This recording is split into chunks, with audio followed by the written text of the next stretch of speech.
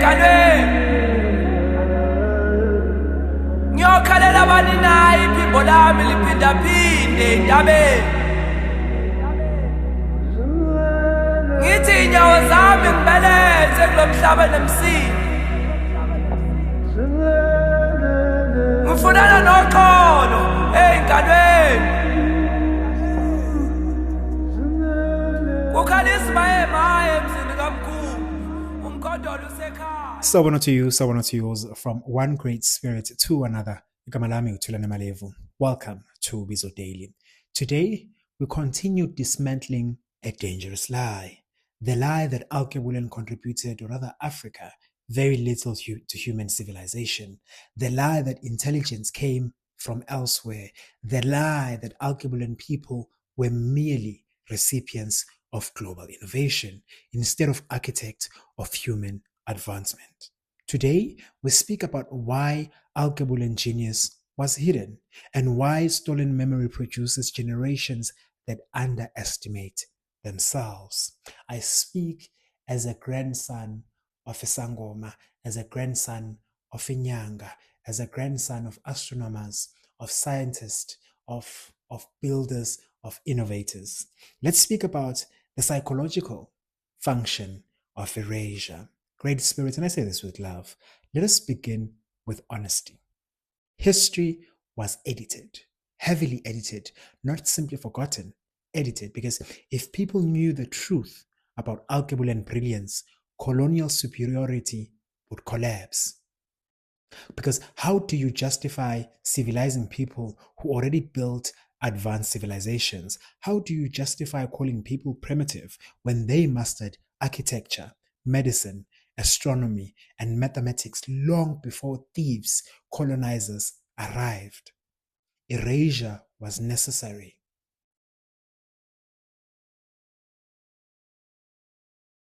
Because truth threatened empire.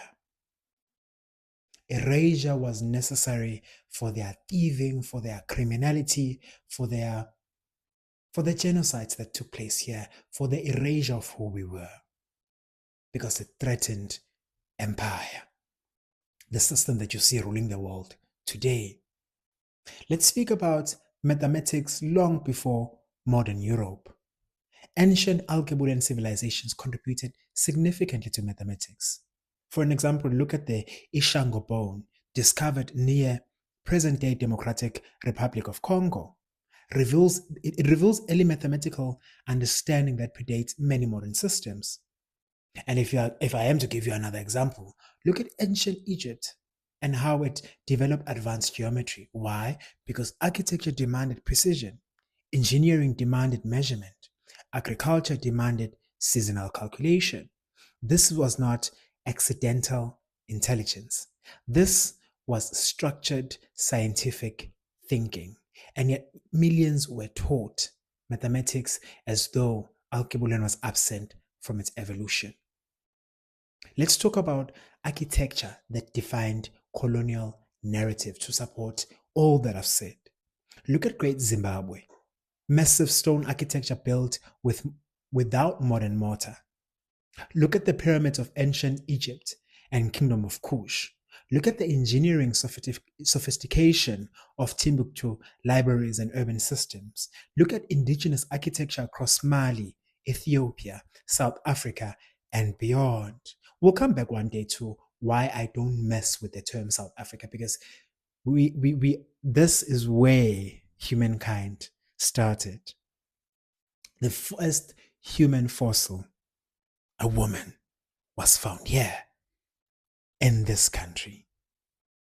And then a lot had to change. We were then given a name which is South Africa, merely a direction and not the actual name. There is a Zulu term, others call it Ningizim, which again I'll explain in another video. But these were not accidents. They were expressions of advanced design thinking. But many textbooks reduced Alkebulan architecture to simply mud huts. And that reduction was intentional so that you and I think of ourselves as very little. Let's speak about astronomy and cosmic knowledge. You see, ancient Alkebulan societies studied stars with extraordinary precision. For an example, if you look at the Dongon people of Mali, they are often discussed for their astronomical language and knowledge. I actually wanted to say knowledge, but language because they have an understanding of the stars. Let's speak about ancient Egyptians and how they aligned monumental structures with celestial bodies. Let's speak about agricultural systems across the continent that depended on advanced seasonal observation.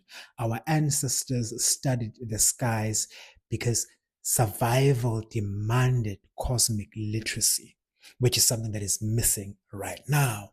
Cosmic literacy among the people and spirituality often existed alongside scientific observation.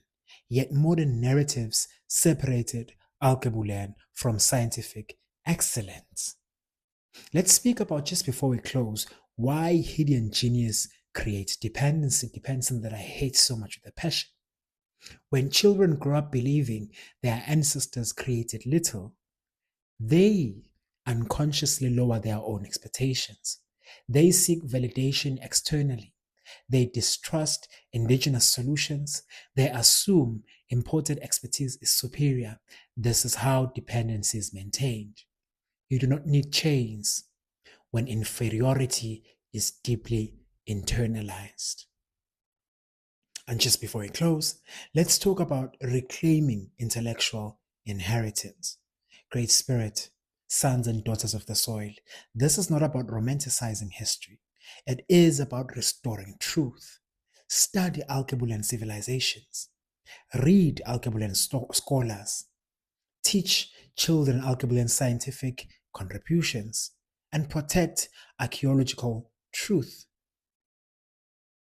And whilst you're there, build new innovation ecosystems. And most importantly, understand that genius did not skip your bloodline. You descend from builders, thinkers, astronomers, engineers, architects, strategists, spiritualists, and the future of Alkebulan requires descendants who remember. So today, ask yourself, what could you build if you fully believed your ancestors were intellectually extraordinary? Because stolen history does not only erase the past, it limits the future. And the restoration of Alkebulan genius begins when memory returns. So you owe it to yourself and your bloodline to remember. Until next time, okuhle, umusa, kanye nokukhanya ekuhambeni kwakho. Light, mercy, and blessings on your path. Ubizo Daily. The call continues.